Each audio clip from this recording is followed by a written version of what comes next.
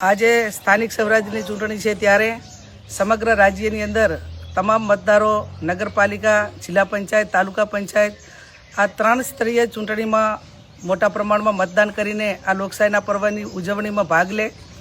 ભારતીય જનતા પાર્ટીના 30 વર્ષના શાસન દરમિયાન જે કામો નથી થયા એના કારણે ક્યાંક ને ક્યાંક લોકો એ ભારતીય જનતા પાર્ટીથી નારાજ છે અને અમને પોતાને ભરોસો છે કે સમગ્ર રાજ્યની અંદર કોંગ્રેસના ઉમેદવારો તાકાતથી લડી રહ્યા છે. એમણે સામ, દામ, દંડ, ભેદની રાજનીતિ બધી જ અપનાવી લોકશાહીનું હનન, લોકશાહીનું ખૂન કરવા માટેના પ્રયત્નો કર્યા.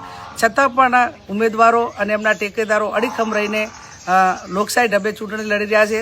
વહીવટીતંત્ર એ પોતાને જવાબદારીઓ સોંપેલી છે એનું કામ કરે અને ઉમેદવારો સમગ્ર રાજ્યમાં ખેલદિલીપૂર્વક લોકશાહી ઢબે ચૂંટણી લડી અને આ લોકશાહીના પર્વમાં ઉજવણીમાં ભાગ લઈ પોતાની જે સમસ્યાઓ છે એ કઈ સમસ્યાઓ છે એના માટે કરીને વોટ આપીને મેન્ડેટ થકી રાજ્યના તમામ મતદારો મોટા પ્રમાણમાં મતદાન કરે તો જ ખબર પડે કે લોકો પોતે શું ઈચ્છે છે. એટલે ગરમીનું પ્રમાણ છે છતાં પણ તો એક દિવસ એક લોકશાહીના પર્વ માટે, લોકશાહીને બચાવવા માટે મતદારો મોટા પ્રમાણમાં મતદાન કરે એવી અપેક્ષા રાખું છું.